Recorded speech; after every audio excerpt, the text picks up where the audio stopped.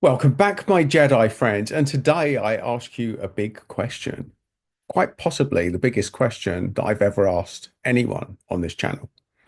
And that is, what is your life purpose really? What is it? So before I even talk about this, let me tell you why I'm going to ask this question and what qualifies me to ask it. So in my capacity as a qualified nurse, where I worked for 13 years, I worked with a lot of people at the end of life. And a significant amount of people, and I'm talking at least a three-figure amount of people, I was the last conversation they ever had. So when you know that life is about to end and death is inevitable, it changes the way that most people look at it. And it was fascinating for me to be in that zone. And part of the reason I left nursing and went into business is because I realized that so many people make the same mistake and they leave it too long.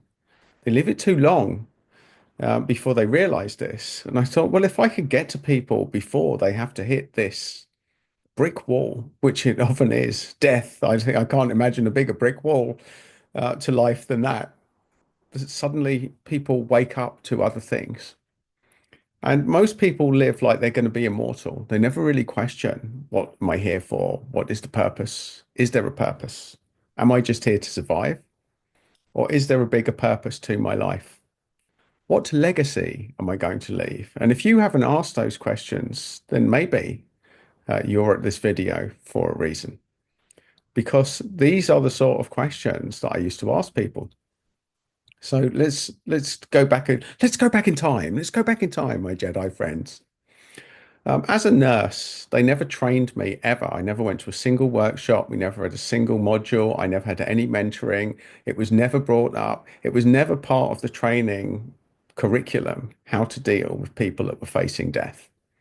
And I had to learn through the school of hard knocks, of going through that process of being with people at the end, of asking questions. And what I learned most of it, a lot of it, is learning to say nothing and be comfortable being with people in silence.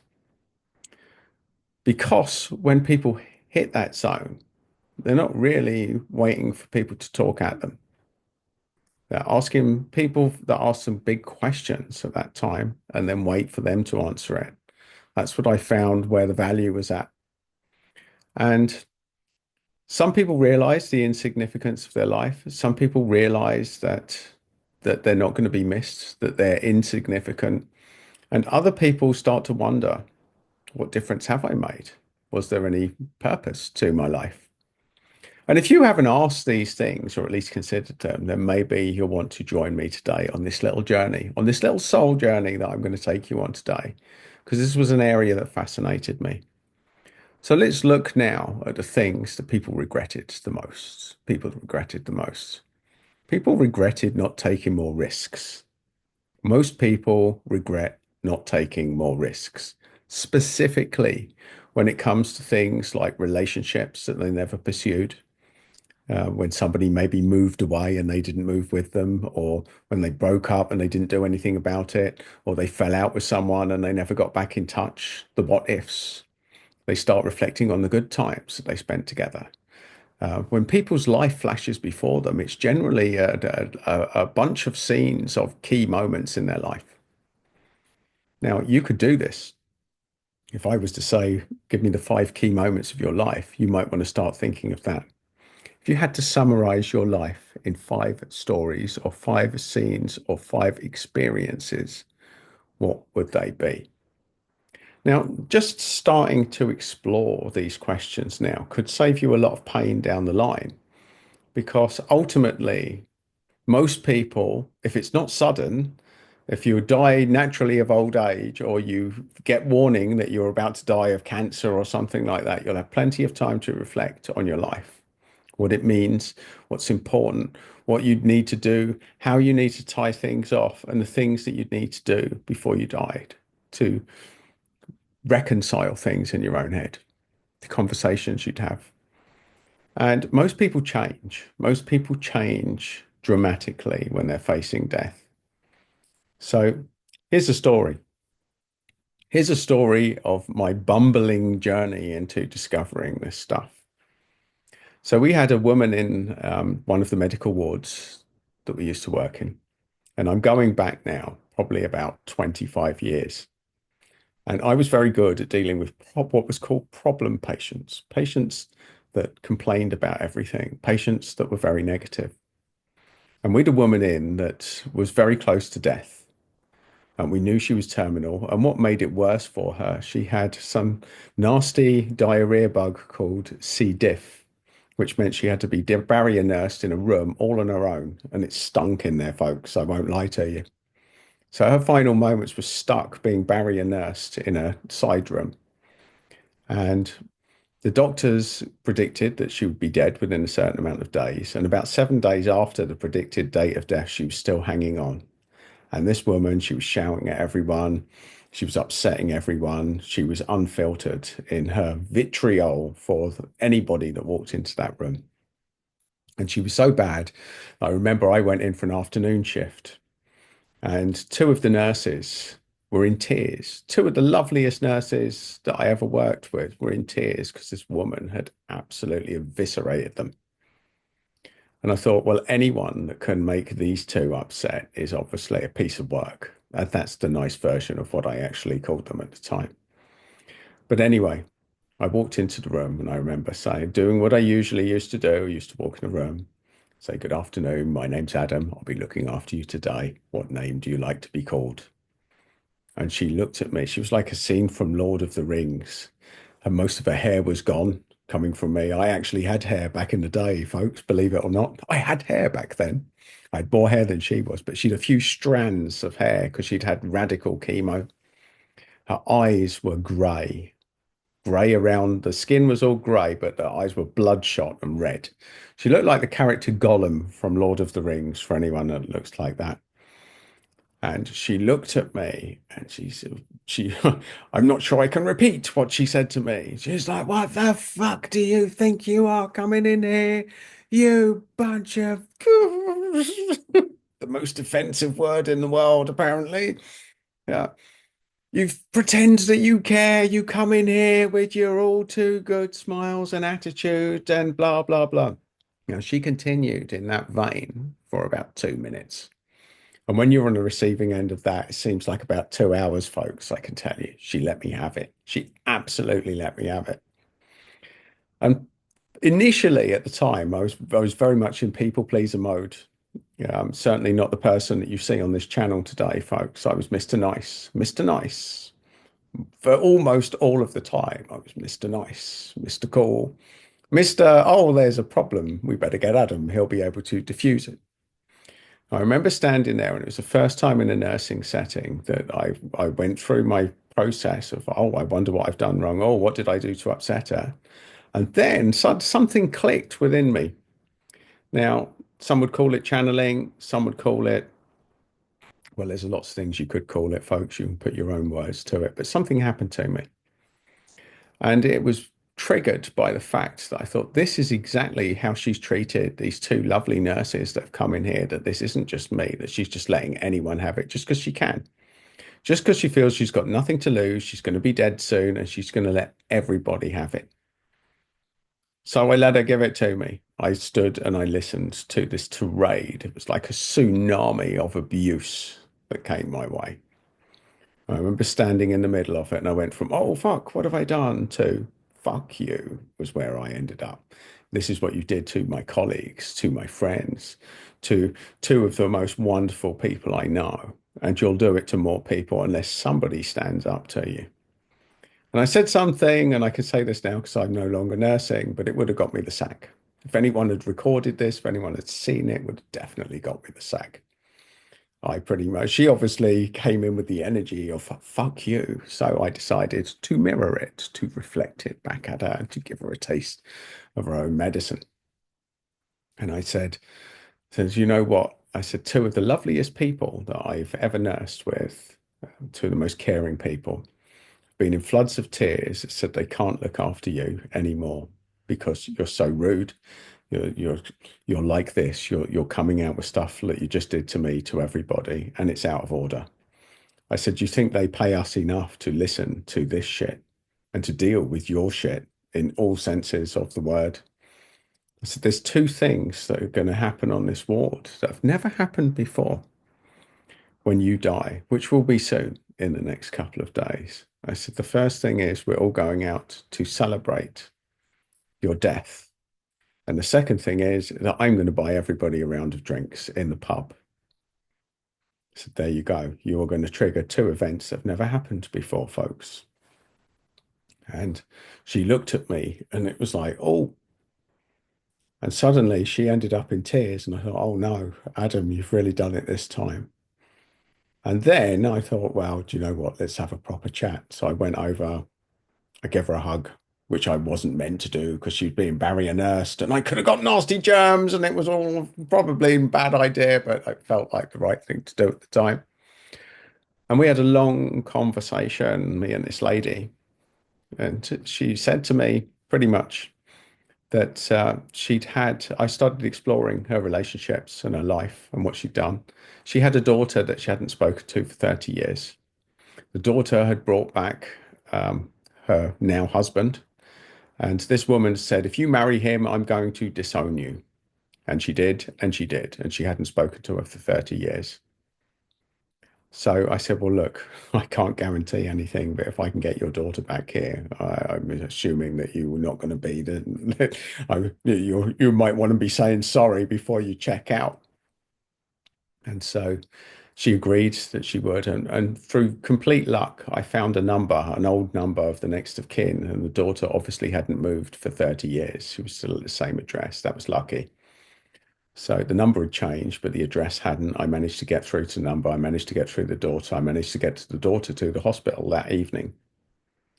And the daughter walked in and she said, I can't believe it. And I said, well, look, this is probably the last time that you're ever going to speak to us. So make sure you say everything that you need to. The daughter walked in.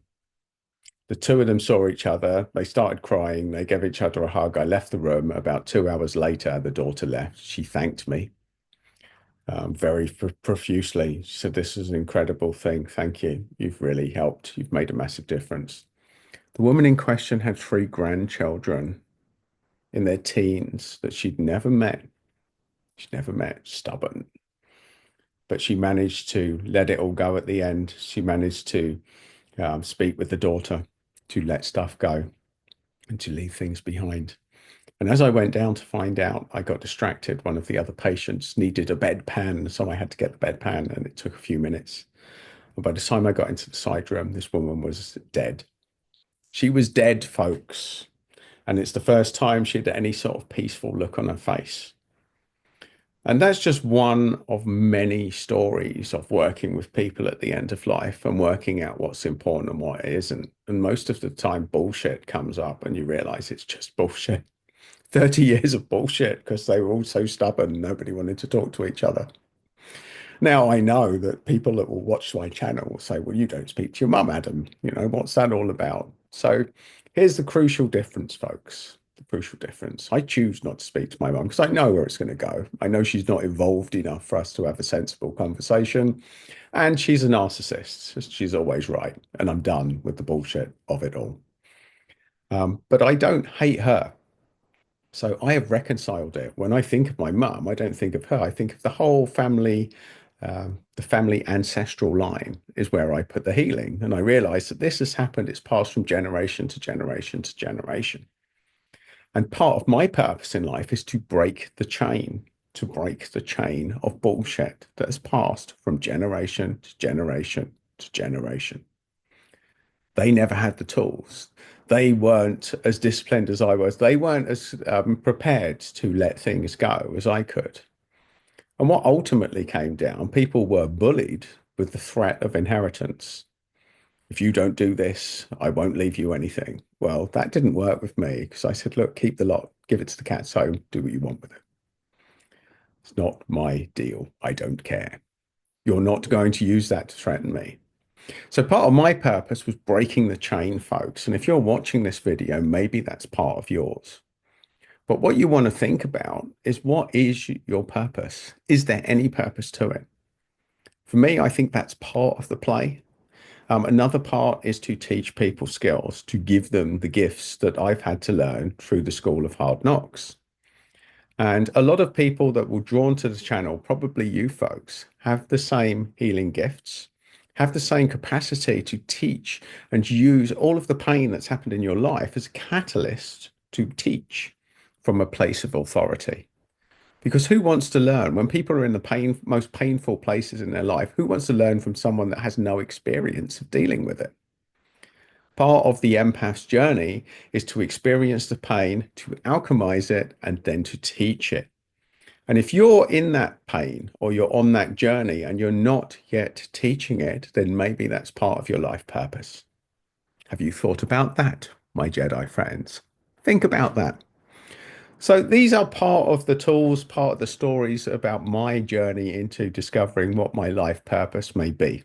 Now, I still don't know for sure, but I'm pretty convinced that this release, this jolt, this breaker of chains, mother of dragons. Funnily enough, I went to a workshop. It was a psychic workshop over 20 years ago, well before like Game of Thrones was ever written. And here's a story for you folks.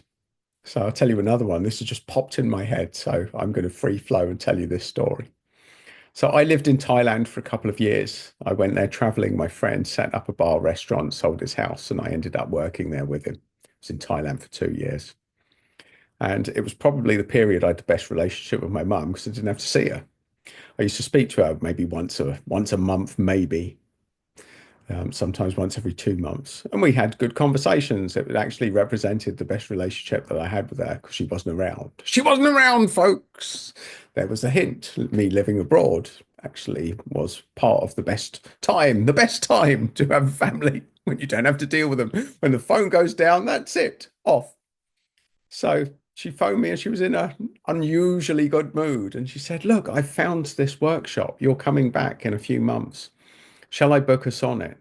It's about past lives. It's about past lives." And I've got quite an interest in past lives. So I thought, yeah, this is actually good. Maybe I'll have a bonding experience with my darling mother. Who knows? This could be a breakthrough. And it's generally a content of a workshop that I would like. So I agreed to that about 6 months before, not really checking any diaries or anything. Fast forward 6 months, I'm back in the UK and it's the Euros. We're in the middle of the Euros. It was a big tournament. England were doing all right. And England were in the quarterfinals. And it was going to be on the day that we were going to this past life workshop. And not only that, here's the worst part, folks. I was invited to a stag do in Ireland, which would have been one of the best. A good mate was going on a stag do. It was going to be in Ireland, and Irish stag do's are amongst like the best events ever. And I said, look, mum, I don't want to go to this workshop. I'm going to go to Ireland. And being a narcissist, she gave me the biggest guilt trip ever. You promised you would go there. You promised you would be there. Blah, blah, blah, blah. She made my life hell with this guilt trip to stop me going. And I was fuming. I'll be honest, I was absolutely furious with her. And I didn't go because I thought at the moment I'd been away for 2 years. So I was living at home with her. So it wasn't like I could escape that vibe. So I felt duty bound that I had to go, but my energy was terrible. And here's the kicker. This was the brilliant part of it. So I was missing the Euros. I was going to miss the stag do, which turned out was going to be it was a cracking stag do. And I was furious, absolutely furious. And I was going to this past life workshop with my darling mother, and my sister as well. And we walked into this workshop thinking it was going to be a little intimate workshop, but it was massive. There's about 1,000 people there, and we were sat right at the back. And straight away when we walked in, she's like, "Oh, this wasn't what I expected." Very narcissistic behavior, folks. Here's the kicker. Here was the beauty of the own goal of the narcissist using the guilt trip. My mum's favorite sport is tennis and Wimbledon. Wimbledon and tennis, that is her life. That is her only interest in sport is that. And I think that was a time that Andy Murray was in the final. So it's a big deal. with somebody from the UK in the final of Wimbledon, which fell on the same day as the past life workshop.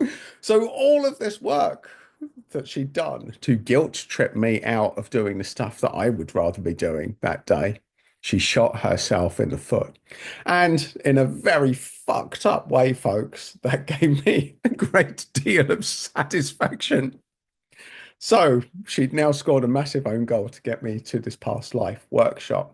And the reason I tell you this is because it's a completely fucked up dynamic that got me there. And my energy was terrible walking into it. And I sat at the back. There was my mum and my sister next to me. And they said, right, now get in groups of six and tell everyone why you're here. And I thought, oh, now the separation happened so that my mum and my sister were in a separate group and I'm with this other group. And they're all going around saying, oh, I'm so interested in past life. Ding, ding. Oh, I love it. I'm so interested. I love this stuff. I can't wait to find out. It was so incredibly upbeat as they were going around telling everybody why they were there. And I was sat there thinking to myself, how honest am I going to be? Why am I here today? It was going through, and I was sitting there thinking, fuck it. I'm just going to tell everybody exactly why I'm here today. And so as it went round the room, suddenly it got to me. And when it got to me, something happened. I will call it channeling. I channeled a message that I had no recollection, I had no pre-thought of. I was ready to tell the story of missing out on the stag do, missing out on the Euros, my darling mother who sat in the group next to me. I was going to let them have it. But what actually came to me when it came round to me, I said, well, there's been family bullshit in our family, wave after wave after wave after wave, generation to generation to generation. And as far as I could track from the stories I'd tracked, is that what happened, here's a dynamic that maybe you realize. Fucked up family, usually shotgun wedding in the case of my mother. Um, and my grandparents forced into the shotgun wedding because my granddad got my granny pregnant, and my mum spending her whole life thinking, "Oh, I wasn't wanted. They didn't want me. I was a reject." Ironic, folks, because she was pregnant when she was 19 with me, and she thought she wanted me. Not because she wanted a son, because she hated her mother, and her dad wanted a boy, and he was given three girls, and her mindset was maybe I'll be a boy, and that will be revenge on my mother. So that was the reason that I was born, folks. That's the reason that I wasn't aborted, and I was born. I was due to be aborted, and my mum changed her mind 24 hours before. How fucked up? It's a fucked up family dynamic. Not because she thought, oh, I want a son. It's like, no, because I want revenge on my mother. So that was the dynamic of how I was born. And I said, I am here to break this chain of bullshit. Because I had a great relationship with my grandparents. Obviously, my mum was jealous about that. And we fell out. And now she's got a great relationship with my niece and nephew. Terrible relationship with me. So our family works that people have a great relationship with their grandparents, terrible relationship with their parents. That's where all the friction is. And I got it at that point. So the reason I'm here today, folks, is because there's been a chain of bullshit passed from generation to generation. And I am here as a breaker of chains. I'm here to break the chain. And I watched everybody in the group go, oh my God, that's why I think I'm here today. We all had this massive breakthrough.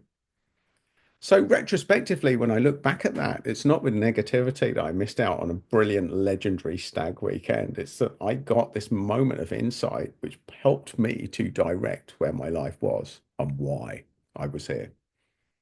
And I knew that that was a big deal for me. So there you go, folks. Sometimes the most fucked up situations give you the most profound insight. And I tell you this for a couple of reasons. One, because my energy was terrible just before I got that insight. So you can channel wisdom in any energy at any time, as long as you're open to it. The second thing is, it doesn't matter how fucked up your family dynamic is, the more fucked up it is, the bigger the purpose or the bigger the deal that it has, and the more evolved you must be as a human being. Now, I know there's people with much harder shit to deal with than I've explained here, that this is mild in the bigger picture. But when you're stuck in the middle of it, it doesn't feel that way, folks. And you're probably feeling that way if you're watching this video. So, are you the breaker of chains? What is your purpose? What are you here for? And if your life is fucked up, it's probably something to do with I had to get fucked up so that I can alchemize that and I can help others. So there you go, folks. There's my little tale, couple of little tales today, little stories. I'll tell you in a little story journey. So if you're starting to question what your purpose is and your life is fucked up, then maybe something that I've said in this video will help you to alchemize the most painful things that have happened in your life and turn them to gold, my Jedi friends. And there it is. You're the Jedi alchemist. You will be a Jedi alchemist by taking the most painful moments in your life and turning them to pure gold. Good luck with that journey, my Jedi friends. And if you want help, if you want more pieces of that jigsaw, if you want little nuggets of insight that may help you on that journey, then I strongly suggest that you subscribe to the channel because there'll be plenty more of them along with energy exercises. And if you want another piece of the jigsaw, you will find it just there. So, my Jedi friends, go forth, alchemize your pain, and discover your life purpose.